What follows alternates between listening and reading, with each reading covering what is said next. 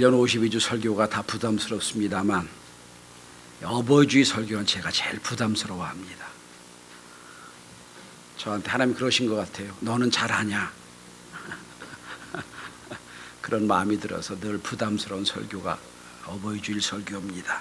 그러나 여러분, 세상에서는 이미 가치를 강조하지 않는 가정, 부부, 또 부모란 가치를 교회는 늘 붙잡고 있습니다.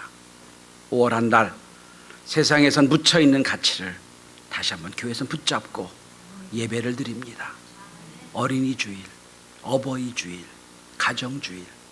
왜냐하면 마지막까지 붙잡아야 될 가장 근본적인 가치이기 때문입니다. 개전 부담스럽지만 또 어버이 주일 말씀을 전하려고 합니다. 두 아들과 두 딸을 둔 어머니가 있었습니다. 남편은 오래전에 먼저 사별했고 과부로 네 남매를 키워냈습니다. 돈이 참 없고 힘들었지만 열심히 자녀를 잘 키워서 장가도 보내고 시집도 보냈습니다. 그런데 어머니는 특별한 습관이 있었습니다. 연말이 되거나 행사가 있을 때는 두 며느리와 두 딸을 불러놓고 장롱 깊숙이 숨겨놓은 보석함을 열어서 보석을 보여줍니다. 큰딸아, 이건 내 거란다. 작은딸아, 이건 내 거야. 큰 며느라, 이거 내 거고 작은 며느라, 이건 내 거란다. 근데 다이아몬드가 조금씩 크기가 작았지만 다이아몬드였습니다. 형제들끼리 조금 분쟁이 생기고 답답한 일이 있으면 또 불러듭니다. 큰 며느리야, 큰 딸아, 이거 네 거라니까. 그리고 보여줬습니다. 그리고 보여주기만 하고 또 잘 싸서 항상 장롱 깊숙이 묻어두었습니다. 자녀들은 싸울 수가 없었습니다. 문제 있을 수가 없었어요. 문제 생기면 또 불러다가 보여주니까 어쩔 수 없이 화해하고 살았습니다. 어느덧 세월이 흘러서 어머니가 나이가 들고 점점 시름시름 앓다가 천국으로 갔습니다. 장례를 다 마치고 네 자녀가 모였습니다. 모여서 맨 먼저 장롱 깊숙이 보석함을 찾았습니다. 찾고 보석함을 열어서 쫙 놓았습니다. 그리고 순서대로 큰 며느리, 작은 며느리, 큰딸, 둘째 딸 자기 보석을 찾았습니다. 다이아몬드를 찾고 너무 좋았습니다. 그런데 가만히 보니 진짜 아닌 거예요. 가짜가요. 그제서야 통곡이 터져 나옵니다. 우리 어머니는 우리가 화해하게 잘 살기 위하여 이런 지혜를 썼구나. 여러분, 요즘 나오는 말로 부모님 죽을 때까지 자서 물어주지 말라고 하잖아요. 그죠? 그런 지혜입니다. 어버이 주일입니다. 오늘 말씀의 결론은 똑같습니다. 결론이 뭡니까? 효도하라는 거죠. 똑같습니다. 52주 1년 내내, 아니 매 우리 어버이 주일 때 설교 결론은 똑같습니다. 효도합시다. 저는 이 설교 안 했으면 좋겠어요. 우리 경신의 모든 성도는 훌륭하게 효도를 잘해서 이 얘기 안 해도 좋을 것 같아요. 내년도에 그러기 바랍니다. 아멘 안 하는 분이 많이 있어서 내년도 될 것 같아요. 자, 성경이 부모에게 효도하라는 이유가 있습니다. 첫째로, 왜 성경에서 부모에게 효도하라고 하느냐? 첫째는 부모는 하나님의 대리자이기 때문입니다. 종교기자 루터는 말합니다. 부모는 하나님의 대리자다. 하나님이 해야 할 일을 부모에게 위탁해서 맡겼다는 거예요.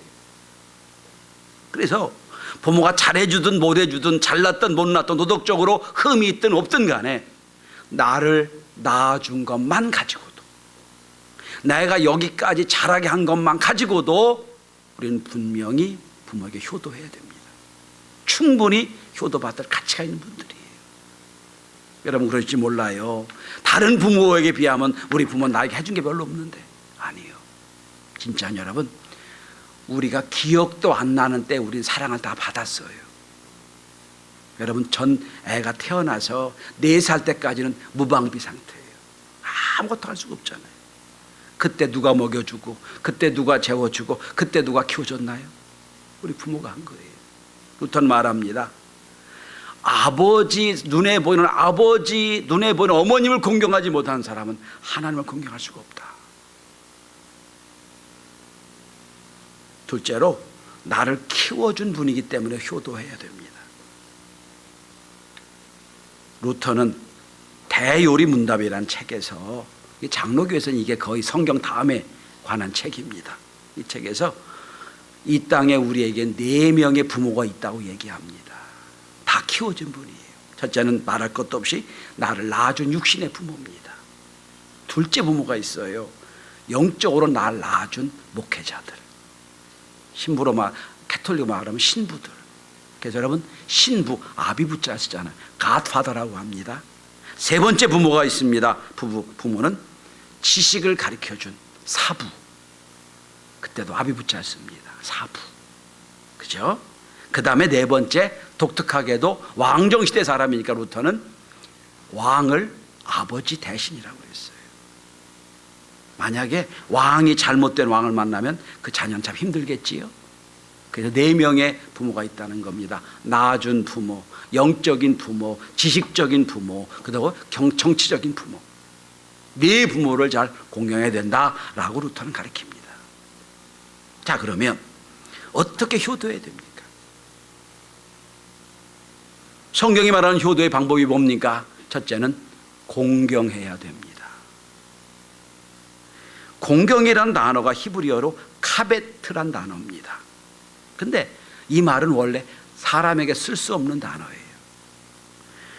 잠언 3장 9절에 보면 내 재물과 내 소산물의 처음 익은 열매로 여호와를 공경하라 라고 했을 때 이 공경하라가 카벳이란 단어예요. 근데 이 말을 오늘 성경은 쓰고 있습니다. 내 부모를 공경하라. 이게 이제 히브리어가 헬라어로 넘어가면서 헬라어로 티아모란 단어로 바뀝니다. 영어 성경에는 이게 아너입니다. 존경한다는 뜻으로 쓰입니다. 그러니까 공경한다는 말은 우리 인간적인 단어로 바꾸면 존경한다는 뜻이에요. 오늘 성경에 뭐라고 나와 있습니까? 순종하라고 그랬죠. 순종이 외면적인 행위로 보여지는 겁니다만 순종하기 위해서는 내면에 존경함이 있어야 돼요. 마음에 경멸하고 존경이 없는데 순종한다. 그건 순종이 아니에요. 겉에 보이는 순종이죠. 마음으로 존경해야 됩니다. 그러니까 이렇게 말씀드리고 싶어요. 공경이라 쓰고 존경이라 읽는 효도할 수 있길 바랍니다. 사실 우리 부모 중에는 그렇게 많이 존경할 분이 별로 없어요. 그러나 내 부모인 것만 가지고도 우리는 충분히 존경해야 됩니다. 성경에 보면 예수님이 어떻게 사셨는지, 어떻게 부모를 섬겼는지 별로 나와 있지는 않은데 유일하게 누가복음 2장 51절에 예수께서 한 가지로 내려가사 나사렛으로 순종하여 받드시더라는 말씀이 한 번 나와요. 순종했다는 말씀이 나옵니다. 예수님의 아버지가 요셉이 목수였잖아요. 목수 뒤에 이어서 목수가 됐던 예수님. 순종하지 않을 수밖에 없었겠지요. 교회 유치부에 다니는 아들 녀석이 집에 오더니 자꾸 암송을 하더래요. 뭘 아냐, 외우냐 봤더니 10계명을 외우더랍니다. 1, 2, 3, 4계명을 딱 외우고 5계명에 와서는 내 부모를 공격하라 외우더래요. 그래서 아버지가 야 그게 아니고 공경이야, 공격이 아니고. 그랬더니 묻더래요. 아빠, 공격이 뭐고 공경이 뭐야? 아버지가 말합니다. 공경은 아빠 말씀을 잘 듣고 사랑하는 거고, 공격은 아빠한테 덤기고 말씀대로 안 사는 거야. 아들이 눈을 동그랗게 뜨고 아버지를 보더래요. 근데 아빠는 왜 할아버지를 공격해? 그러더라고요.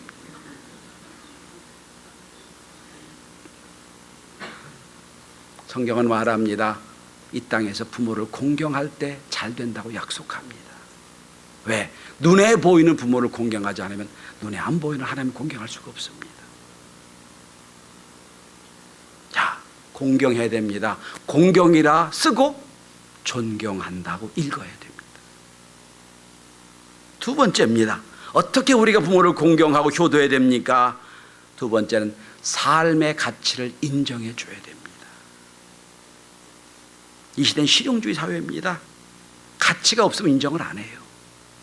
사실은 육체적인 가치나 기능적인 가치를 보면 우리 부모는 사실은 가치가 별로 없는 분들, 이미 퇴물들이.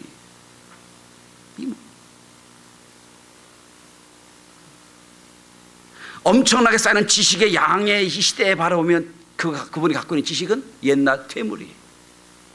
능력도 없어요. 다 은퇴합니다. 그런 가치에서 실용적인 가치, 세상적 가치를 보면 우리 부모는 사실은 별로 인정받을 가치가 없어요.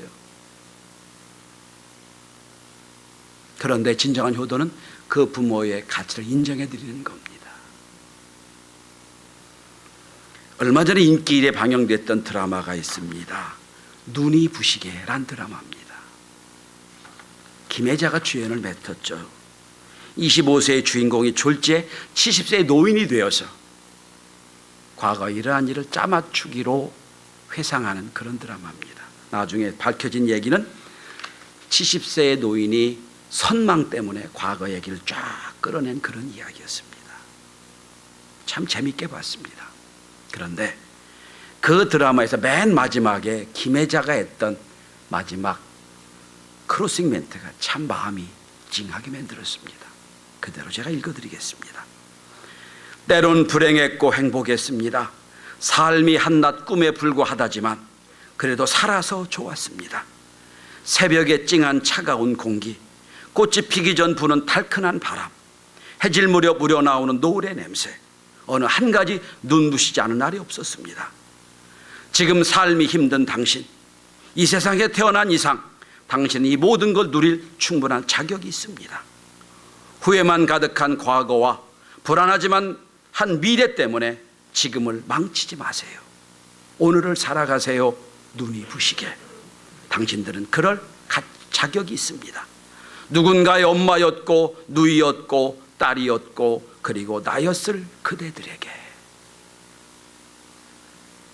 이 드라마로 백상예술대상을 받은 그날 김혜자는 이 대사를 그냥 그대로 수상소감으로 읽었습니다.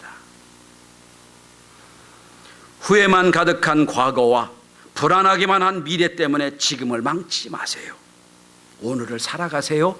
눈이 부시게. 당신은 그럴 자격이 있습니다. 우리 부모들에게 저도 똑같은 말씀을 드리고 싶어요. 눈이 부시게. 오늘 충분히 살아갈 자격이 있는 분들입니다. 우리 부모들이 젊을 때 거뜬히 했던 운동들이 어느 날 어렵게 느껴질 때, 매일 먹는 약의 종류가 점점 늘어날 때, 무릎 관절이 아플 때, 더 이상 운전하지 말라는 명령을 들었을 때, 한쪽 발엔 갈색 신발을, 한쪽 발에는 검은색 신발을 신고 스스로 깨닫게 될 때 늙었다고 절망하게 됩니다. 그런데 전 부모들이 이렇게 무너지고 회한이 느낄 때 자녀들이 나서서 아닙니다. 어머니 아버지 당신은 충분히 살아갈 가치가 있는 분들입니다. 이 가치를 인정해 주는 효도할 수 있길 바랍니다. 신학자 폴 스티븐스는 나이 듦의 신학이란 책에서 이런 말을 합니다. 나이가 드는 것은 우리를 사랑하시고 우리를 찾아오시는 하나님께 응답하는 여정입니다 라고 말합니다. 나이가 듭니까? 점점 뭐가 힘들어집니까? 하나님 나를 찾아오신 시간, 내 인생을 통합해서 나의 가치를 정리하는 그 시간이라는 거예요. 그렇다면 우리 자녀들은 그 부모의 가치를 인정해 주셔서 당신의 삶이 눈부신 삶이었으면 인정해 주는 것, 이것이 참 효도라고 생각합니다. OECD 회원국 중에 한국 자살률이 제일 높습니다. 그런데 최고 높은 것은 노인의 자살률입니다. 왜 그럴까요? 나이가 들어 돈도 없고 병들고 자녀가 안 돌볼 때 인생의 가치를 느끼지 못하기 때문이에요. 얼마 전에 저는 경목이라 경찰서장하고 자주 만납니다. 서장 얘기, 그 다음에 구청장 얘기를 종합해 보면 우리 노원구에 있는 노인들의 자살률이 제일 높답니다. 노인들의 자살이 높다는 거예요.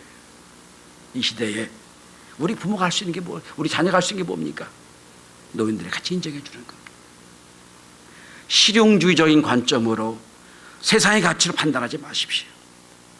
그분들은 충분히 누릴, 그리고 인정받을 가치가 있는 분들입니다. 아브라함 링컨 대통령의 아버지도 구두 수선공이었습니다. 링컨 자신도 초등학교도 못 나온 학력을 갖고 있습니다. 열심히 시험을 보고 여러 번 떨어진 뒤에 변호사 합격을 해서 변호사로 살아서 결국 대통령이 됐습니다. 대통령 되고 나서 처음 상원의원 앞에서 연설할 기회가 있었습니다. 그때 어느 국회의원이 연설 중에 있는 아브라함을 향하여 일어서더니 이런 말을 했다고 그럽니다. 당신같이 무식한 사람을 대통령으로 모시게 된 것이 우리의 다시 없는 불행입니다. 당신의 아버지는 구두수선한 사람이었고 그런 사람의 아들, 그 천한 사람의 아들을 우리의 대통령으로 모시게 된 것이 참 우리 불행입니다. 그리고 구두를 벗어 들읍니다. 이 구두가 당신의 아버지가 만들어준 것이요. 모욕도 이런 모욕이 없지요. 링컨이 가만히 듣고 나서 이렇게 말했다고 그럽니다. 의원님 감사합니다. 오랫동안 잊고 있었는데 아버지를 기억나게 해주셔서 감사합니다. 저는 저희 아버님을 존경합니다. 자랑스럽게 여깁니다. 우리 아버님은 기술이 좋은 구두수선공이었습니다. 저는 어깨너머로 아버지 기술을 배웠습니다. 의원님, 혹시 그 구두가 문제가 있으면 제가 고쳐드리겠습니다. 저한테 가져오시기 바랍니다. 모욕당한 현장에서 아버지를 존경하는 이 아브라함의 말을 듣고 사람들이 더 존경을 하게 됐다는 이야기입니다. 여러분, 우리 부모가 어떤 사람이든지 이제 남은 생에 눈이 부시게 살아갈 수 있도록 그분의 가치를 인정해 주는 것, 그것이 진정한 효도라고 생각합니다. 세 번째, 어떻게 우리가 효도해야 됩니까? 부모를 기쁘시게 해드려야 됩니다. 나이가 들면 우리의 감정이 점점 무뎌집니다. 그러니까 재밌는 것도 없고 슬픈 것도 없고 익사이팅가 별로 없어요. 그래서 덤덤합니다. 옛날에 막 좋아했던 게 점점 없어져요. 그리고 감정이 무뎌집니다. 그래서 나름대로 자녀가 막 잘 준비해서 이렇게 뭐 해드리면 덤덤하게 받아들이면 자녀도 속상하지. 뭐 좀 부모가 기뻐할 줄 알아 해줬는데 별로 덤덤하면 그 다음부터 안 해주려고 그럽니다. 근데 여러분, 그건 기쁨을 몰라서가 아니라 감각이 무뎌졌기 때문이에요. 인정해 주셔야 돼요. 여러분도 그랬잖아요. 여러분 여자 성도 여러분, 중학교 고등학교 다닐 때 낙엽만 굴러도 울었잖아요. 근데 여러분, 지금 낙엽 보면 웁니까? 아니잖아요. 그만큼 우리가 감격이 무뎌진 거예요. 점점 나이가 들어보세요. 점점 무뎌집니다. 몰라서 그런 게 아니에요. 그렇다면 어떻게 부모를 기쁘게 해드릴까 고민해야 돼요. 어떻게 기쁘게 해드릴까? 혹시 작년과 올해 똑같은 일을 경험했는데 서운해진다고 생각하십니까? 그럼 나이가 든 거예요. 나이가 들면 여러분, 서운해지는 건 많아져요. 나이가 드는 것 자체가 서운했기 때문이에요. 그리고 기쁜 것보다 자꾸 눈물이 나온다고 그래요. 저는 눈물이 별로 없으니까 좀 안 늙은 모양인데, 여러분 그때 부모를 기쁘게 해드리기 바랍니다. 우리 부모가 가장 좋아하는 게 무언가 생각해 보십시오. 부족하지만 제 얘기를 하면 저희 어머님은 저와 며느리보다 손자를 너무 좋아하세요. 손자만 앞세면 다 만사오케이. 이번 어버이날도 손자 손에 카네이션 드리면서, 그리고 제가 거꾸로 이렇게 말씀드려요. 야, 네가 월급 타니까 이제는 엄마 아빠 용돈 좀 주고 할머니 용돈 드려라. 할머니 용돈 드리면 저도 용돈은 생전 처음 받았습니다. 근데 여러분, 그 할머니한테 드리니까 할머니 너무 좋아하시는 거예요. 기뻐하는 거예요. 작은 기쁨을 되찾아 주시길 바랍니다. 그게 진정한 효도입니다. 그래서 잠깐이라도 내 인생에 기쁜 일이 있었구나 느끼게 하는 것, 그게 진정한 효도입니다. 아울러 주의 종과 여러분을 가리키는 선생님을 기쁘게 해드리는 그런 삶을 살아갈 수 있길 바랍니다. 마지막입니다. 여러분, 공경해야 되고 가치를 인정해 줘야 되고 기쁘게 해드려야 됩니다만, 이것을 뛰어넘는 가장 중요한 효도가 있습니다. 그 효도는 부모의 영혼을 구원시키는 효도입니다. 다 이 땅에서 아무리 잘해도 천국으로 가지 못한다면 그만큼 불행한 일이 없을 겁니다. 혹시 여러분, 우리 경신의 형제 자매 중에 아직도 부모님이 구원받지 못한 부모가 계십니까? 어떤 방법을 써도 그들 영혼을 주 앞에 인도하는 진정한 효도할 수 있기를 바랍니다. 어떤 방법이든지. 왜? 마지막 우리가 할 수 있는 최고의 효도이기 때문입니다. 여기 부모님과 함께 온 자녀들이 있습니다. 자녀들에게 진정한 효도는 우리 부모보다 더 좋은 믿음의 사람 되는 것, 이게 가장 큰 효도입니다. 그 효도를 할 수 있기를 바랍니다. 부모를 공경하면 어떤 일이 벌어집니까? 오늘 성경은 약속합니다. 내가 잘되고 땅에서 장수하리라. 왜 그렇죠? 이건 가장 근본적인 법이기 때문에, 이것이 옳으니라 그랬습니다. 더 이상 따지지 말고 가장 근본적인 법이라는 거예요. 그래서 하나님이 형통케 하신다고 그랬어요. 장수한다는 얘기는 그냥 길게 산다는 뜻이 아니에요. 형통한다는 뜻이 있습니다. 그리고 전 생각합니다. 부모에게 효도하는 사람은 형통하고 잘 될 수밖에 없는 건, 부모에게 효도하는 사람 치고 나쁜 사람이 없습니다. 마음이 착한 사람이거든요. 하나님 마음 착한 사람에게 축복하고 마음이 착한 사람에게 잘 되게 하는 건 당연한 일이 되는 겁니다. 결론을 맺습니다. 성도 여러분, 내년 이맘때 전 어버이 주일 설교로 다른 설교했으면 좋겠어요. 다 상황을 들어보니까 더 이상 효도하지 않아도 될 만큼 잘하고 있다고. 그러니까 우리는 내년 어버이 주일에 다른 설교를 듣기를 기대하는 진정한 효도, 경신의 모든 교우가 되시기를 주의 이름으로 축원합니다. 기도합니다.